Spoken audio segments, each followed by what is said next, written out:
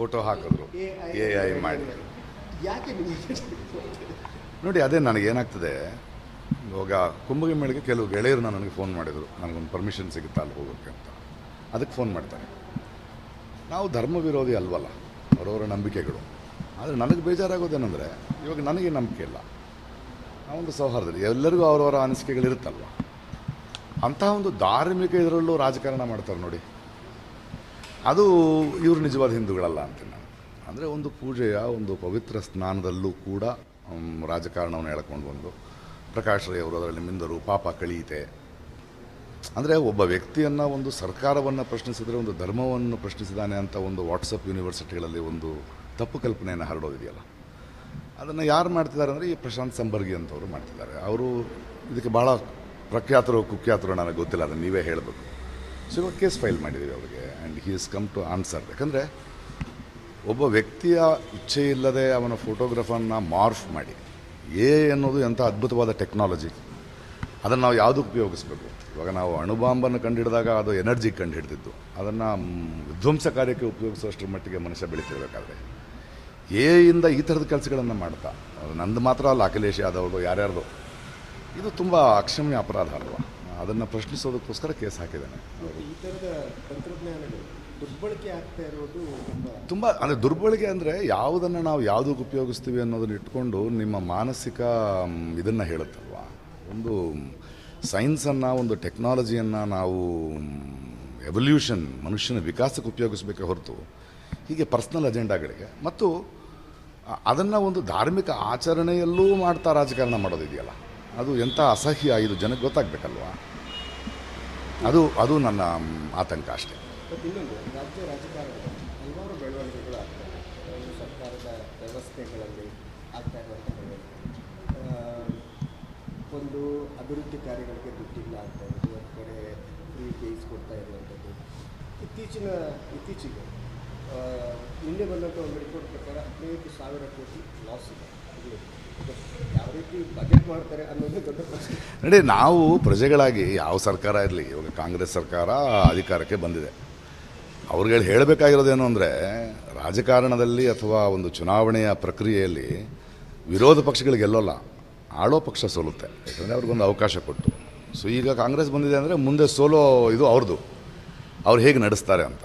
Loss ಆಗಿದೆ ಅಂದರೆ ಏನು ಬಿಸ್ನೆಸ್ ಮಾಡ್ತಿದ್ದೀರಾ ಅಲ್ವ, ಎಲ್ಲಿ ತಪ್ತಿದ್ದೀರಿ ನೀವು. ಯಾಕಂದರೆ ಒಂದು ಸರ್ಕಾರನ, ಒಂದು ದೇಶ ನಡೆಯೋದು ಪ್ರಜೆಗಳ ದುಡ್ಡಿಂದ, ಒಂದು ದೇವಸ್ಥಾನ ನಡೆಯೋದು ಪ್ರಜೆಗಳ ಹುಂಡಿಯಿಂದಾನೆ. So where are you failing in governing ಅಲ್ವಾ, ಅದನ್ನು ನಾವು ಪ್ರಶ್ನೆ ಮಾಡಬೇಕು. ಯಾಕೆ ಸಾಲ ಆಗ್ತಾಯಿದೆ, ಯಾಕೆ ಕಮ್ಮಿ ಆಗ್ತಾಯಿದೆ, ಫ್ರೀ ಬಿಗಳ ಹಿಂದಿರುವ ಏನು ನೋಡಿ. ಸುಪ್ರೀಂ ಕೋರ್ಟು ಮೊನ್ನೆ ಫ್ರೀ ಬಿಗಳು ಪ್ಯಾರಸೈಟ್ಸ್ ಅನ್ನುತ್ತೆ. ಅದು ಬಡವ್ರಿಗೆ ಕೊಡೋದು ಹೆಂಗೆ ಪ್ಯಾರಸೈಟ್ ಆಗುತ್ತೆ. ಹಾಗಾದರೆ ನೀವು ಕಾರ್ಪೊರೇಟ್ ಲೋನ್ಗಳನ್ನು ಮನ್ನಾ ಮಾಡಿದ್ದನ್ನು ಯಾವ ಪ್ಯಾರಸೈಟ್ ಅಂತ ನೋಡ್ಬೇಕು. ಸೊ ನಾವು ಆ ಪಕ್ಷ ಈ ಪಕ್ಷ ಅಂತ ನೋಡದೆ, ನಾವು ಪ್ರಜೆಗಳು ನಮ್ಮ ದುಡ್ಡನ್ನು ಇರುವ ಸರ್ಕಾರಗಳು ಹೇಗೆ ನಡೆಸ್ಕೊಳ್ತಾ ಇದೆ. ಯಾಕಂದರೆ ನಾವು ಅರ್ಥ ಮಾಡ್ಕೊಳ್ಬೇಕಾಗಿರೋದು, ನಮ್ಮ ತೆರಿಗೆಯ ದುಡ್ಡಿನಿಂದನೇ ಅವರ ಬಟ್ಟೆಯಿಂದ ಹಿಡಿದು, ಅವರ ಸೆಕ್ಯೂರಿಟಿಯಿಂದ ಹಿಡಿದು, ಅವರ ಊಟದಿಂದ ಹಿಡಿದು, ಅವ್ರಿಗೆ ಸಂಬಳದಿಂದ ಕೊಡ್ತಾ ಇದ್ದೀವಿ, ನಮ್ಮ ದುಡ್ಡು ನೋಡ್ಕೊಳ್ಳೋದಕ್ಕೆ. ಅದನ್ನು ಏನು ಮಾಡ್ತಿದ್ದಾರೆ ಅಂತ ನಾವು ಎಚ್ಚೆತ್ತುಕೊಳ್ಳಬೇಕಾಗಿದೆ, ಮತ್ತು ಆ ಥರದ ಪ್ರಶ್ನೆಗಳನ್ನು ಕೇಳಬೇಕಾಗಿದೆ. ನಾವು ಸುಮ್ಮನೆ ಧರ್ಮದ ಹಿಂದೆನೋ ಅಥವಾ ಯಾವುದೋ ಒಂದು ಬಣ್ಣದ ಹಿಂದೆನೋ ಹೋಗದೆ, ನಿಮಗೆ ನಾವು ಆರಿಸಿರೋದು, ನೀವು ಬಂದು ಕೇಳ್ಕೊಂಡಿದ್ದೀರಿ ನಿಮ್ಮ ಹಣವನ್ನು, ನಿಮ್ಮನ್ನು ನಾವು ಸರಿಯಾದ ಕರೆಕ್ಟ್ ಟೈಮಲ್ಲಿ ನಾವು ಆಡಳಿತ ಮಾಡ್ತೀವಿ ಅಂತ. ನೀವು ಗೆದ್ದ ತಕ್ಷಣ ರಾಜರಲ್ಲ, ನೀವು ಪ್ರಜಾಸೇವಕರನ್ನು ನಿಮ್ಮನ್ನು ನೀವೇ ಕರ್ಕೊಳ್ತೀವಿ. ಸೊ ಇವೆಲ್ಲವೂ ನಾವು ಪ್ರಜೆಗಳು ಯೋಚನೆ ಮಾಡಬೇಕಾಗಿದೆ ಇನ್ಮೇಲೆ. ಸರ್, ಈಗ ರಾಜ್ಯ ರಾಜಕೀಯದಲ್ಲಿ ಗಮನಿಸುವಾಗ ದಲಿತ ಸಿ ಎಂ ಅನ್ನುವಂಥ ಒಂದು ಚರ್ಚೆ ಆಗ್ತಿದೆ. ದಲಿತ ಸಿ ಎಂ ಆಗಬೇಕು ಅನ್ನುವಂಥ ಒಂದು ಚರ್ಚೆ ಆಗ್ತಿದೆ. ಕೇವಲ ರಾಜಕೀಯಕ್ಕೆ ಮಾತ್ರ ಈ ದಲಿತ ಎನ್ನುವಂಥ ಅದೇ ಅಲ್ವಾ. ಇವಾಗ ನೋಡಿ, ಅಂಬೇಡ್ಕರ್ ಬಗ್ಗೆ, ಅಂಬೇಡ್ಕರ್ನ ಕೊಲ್ಲಬೇಕು ಅಂತ BJP ಯೋಚನೆ ಮಾಡುತ್ತೆ, ಅಂಬೇಡ್ಕರ್ನ ಉಪಯೋಗಿಸ್ಕೋಬೇಕು ಅಂತ ಕಾಂಗ್ರೆಸ್ ಯೋಚನೆ ಮಾಡುತ್ತೆ. ಇವರಿಬ್ಬರ ಮೌನದ ಮಾತಿ, ನಮ್ಮ ನಡುವಿನ ಮೌನವನ್ನು ನಾವು ಅರ್ಥ ಮಾಡ್ಕೊಳ್ಬೇಕಾಗತ್ತೆ. ಎಲ್ಲರೂ ಒಂದು ಏನೋ ನರೇಟಿವ್ನ ತಾನೇ ಮಾಡ್ತಾಯಿದ್ದಾರೆ. ದಲಿತ ಸಿ ಎಮ್ ಆಗಬೇಕು, ಇದು ಯಾಕೆ ಆಗಬೇಕು, ಇದರ ಹಿಂದಿನ ಏನು ಹುನ್ನಾರ ಏನೋದು. ಬರೀ ರೈತರೋ, ದಲಿತರೋ ಅಥವಾ ಬಡವರೋ ಇವ್ರುಗಳಿಗೆ ಓಟ್ ಹಾಕೋ ಮಿಷಿನ್ಗಳು ತಪ್ಪರೆ ಬೇರೆ ಆಗಿಲ್ವಲ್ಲ. ಇದನ್ನು ನಾವು ಪ್ರಶ್ನೆ ಮಾಡಬೇಕು, ಯೋಚನೆ ಮಾಡಬೇಕು. ಅದಕ್ಕೆ ಹೇಳೋದು, ನಿಮ್ಮ ಪ್ರತಿನಿಧಿಗಳು ನಿಮ್ಮನ್ನು ಸರಿಯಾಗಿ ನೀವು ಪಕ್ಷಗಳನ್ನು ನೋಡಬಾರ್ದು, ಪ್ರತಿನಿಧಿಗಳನ್ನು ನೋಡಬೇಕು. ನಿಮ್ಮ ಊರಿನವರು, ನಿಮ್ಮ ಕಷ್ಟಗಳು, ನಿಮ್ಮನ್ನು ಅರ್ಥ ಮಾಡ್ಕೊಳ್ಳೋರು, ನಿಮ್ಮ ಸಮಸ್ಯೆಗಳನ್ನ ಅರ್ಥ ಮಾಡ್ಕೊಂಡು ನೀವು ಆರಿಸ್ಕೊಳ್ಬೇಕು. ಹಾಗಾದಾಗ ಈ ಪ್ರಶ್ನೆಗಳು ಬರಲ್ಲ. ಇದು ಒಂದು ದೊಡ್ಡ, ಇವತ್ತಿನ ಭಾರತ ದೇಶದಲ್ಲಿ ಭಾಳ ದೊಡ್ಡ ಕರಪ್ಷನ್ ಅಂದರೆ ಎಲೆಕ್ಷನ್ನೇ ಅಲ್ವಾ.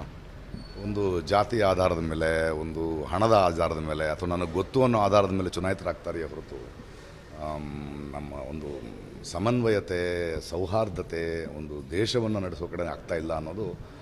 ಅವ್ರುಗಳು ಬಂದು ಹೋಗ್ತಾರೆ ರೀ, ನಾವಿರೋದು ಪರ್ಮನೆಂಟು, ಕಷ್ಟ ಆಗೋದು ಕೊನೆಗೆ ನಾವೇ ಅನುಭವಿಸೋದಲ್ವ. ನಾವು ಎಲ್ಲ ನಿಟ್ಟಿನಿಂದ ಯೋಚನೆ ಮಾಡಬೇಕು ಅಂತೀನಿ ನಾನು. ಈಗ ರಾಜ್ಯ ರಾಜಕಾರಣದಲ್ಲಿ ಒಂದು ಕಡೆ ಒಕ್ಕಲಿಗರ ನಾಯಕರು, ಇನ್ನೊಂದು ಕಡೆ ಲಿಂಗಾಯತರ ನಾಯಕರು, ಇನ್ನೊಂದು ಕಡೆ ದಲಿತ ನಾಯಕರು, ಒಬ್ಬೊಬ್ಬರು ಒಂದೊಂದು ಕಡೆಯಿಂದ ಎಳ್ಕೊಂಡು ಹೋಗಿ ಅಲ್ಲ, ಪ್ರತಿಯೊಂದು ಪಂಗಡದವರು ಅವರವ್ರ ನಾಯಕರುಗಳು ಉಟ್ಕೊಳ್ಳೋದೇನು ತಪ್ಪಲ್ಲ, ಯಾಕಂದರೆ ಅವರವರ ಇವರ ಸಮಸ್ಯೆಗಳನ್ನ ಮಾತಾಡ್ತೀನಿ ಅಂತ ಹೋಗ್ತಾರೆ. ಬಟ್ ನಾವೇನು ಮಾಡಬೇಕು? ನಾವು ಹಾಗೆ ನೋಡ್ಬೇಕಾ? ನಾವು ಹಾಗೆ ನೋಡ್ಬೇಕಾ, ಇಲ್ಲ ಅರ್ಹರು ಯಾರು ಅಂತ ನೋಡ್ಬೇಕಾ? ಅದು ನಮಗೆ ಬಿಟ್ಟಿದ್ದು. ಕೊನೆಗೂ ನಾವೇ ಅಲ್ವಾ ಆರಿಸೋದು, ನಾವೇ ಅಲ್ವಾ ಇಳಿಸೋದು. ಐ ಥಿಂಕ್ ಎಲ್ಲವಕ್ಕೂ ಒಂದು ಮಿತಿ ಇರುತ್ತೆ, ಅಂದರೆ ತಡ್ಕೊಳ್ಳೋದಕ್ಕೆ. ಅದು ಗೊತ್ತಾಗ್ತಾ ಇದೆ, ಅರ್ಥ ಆಗ್ತಾ ಇದೆ ಜನಕ್ಕೆ. ಈ ಆಶ್ವಾಸನೆಗಳೆಷ್ಟು ಸುಳ್ಳು, ಮಾತುಗಳೆಷ್ಟು ಸುಳ್ಳು, ಯಾರ್ದೋ ಮಾತು ಕೇಳ್ಕೊಂಡು ನಾವು ವೋಟ್ ಮಾಡೋದ್ರಿಂದ ಆಗೋದು ಎಷ್ಟು ಸುಳ್ಳು, ಮತ್ತು ಹೇಗೆ ಇವತ್ತಿನ ಪ್ರಜಾತಂತ್ರದಲ್ಲಿ ಹೇಗೆ ನೋಡಿ, ಮೊನ್ನೆ ಸ್ವಲ್ಪ ಕೇರಳ ಕೋರ್ಟ್ನಲ್ಲಿ ಎಂಥ ಒಂದು ಅದ್ಭುತವಾದ ಒಂದು ಅಬ್ಸರ್ವೇಷನ್ ಮಾಡಿದ್ದಾರೆ. ಒಂದು ಚುನಾಯಿತ ಪ್ರತಿನಿಧಿ ಜನರ ಅಭಿಮತದಿಂದ ಆದವನು, ಅದಾದಮೇಲೆ ಇಷ್ಟಕ್ಕೆ ಬೇರೆ ಪಾರ್ಟಿ ಹೋಗೋಂಗಿಲ್ಲ, ಹೋಗಬೇಕಾದ್ರೆ ಮತ್ತೆ ತಾನು ರಿಸೈನ್ ಮಾಡಿ ಮತ್ತೆ ಎಲೆಕ್ಷನ್ ನಿಲ್ಲಬೇಕು ಅಂತ. ಅಂದರೆ ಜನರ ಮ್ಯಾಂಡೇಟನ್ನು ಗೌರವಿಸದೇ ಇರುವಂತಹ, ಮತ್ತು ನಾವು ಕೂಡ ಚಾಣಕ್ಯರನ್ನು ಯಾರನ್ನು ಕರಿತಿದ್ದೀವಿ, ಅವನು ಸರ್ಕಾರವನ್ನು ಉರುಳಿಸಬಲ್ಲ, ಅವನು ಇವನನ್ನು ಕೊಂಡ್ಕೊಳ್ಬಲ್ಲ, ಇಷ್ಟು ಜಾತಿಯ ಓಟ್ಗಳು ಇವ್ರಿಗೆ ಇರೋದ್ರಿಂದ ಇವ್ರು ಗೆಲ್ತಾರೆ.